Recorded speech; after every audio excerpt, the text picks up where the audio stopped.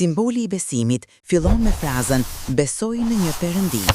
E vërteta e parë dhe më themelore e besimit ton është se ekziston Perëndia, por si mund të bindemi për këtë?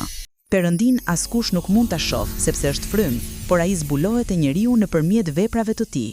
Mënyra e parë me të cilën Perëndia zbulohet te njerëzit është krijimi. Ky univers i pafund dhe i mrekullueshëm që shohim rreth nesh, me miliarda yje dhe galaktika, tregon për sosmërinë dhe harmoninë e krijimit. Ligjet që e qeverisin atë janë të mahnitshme. Toka strehon qindra mijëralloje organizmash të gjallë.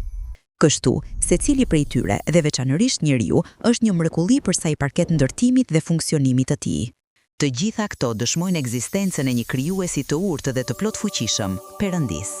Ashtu si një tablo dikush e ka pikturuar ose një orë dikush e ka ndërtuar, kështu edhe botën dikush e ka krijuar.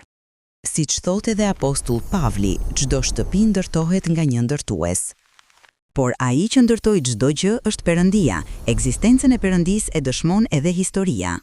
Të gjitha kombet dhe të gjithë popujt e tokës që nga kohërat më të lashta deri sot besojnë në një fuqi superiore.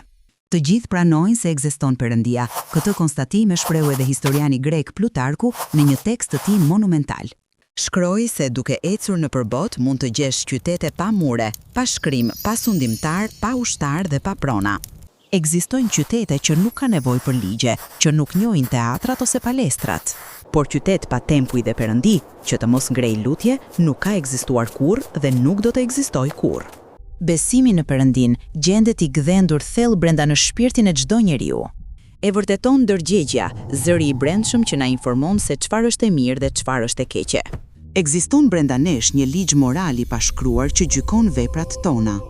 Na e tregon gjithashtu etja e zemrës son, e cila nuk kënaqet me të mirat materiale dhe kënaqësitë, por vetëm me praninë e Perëndis.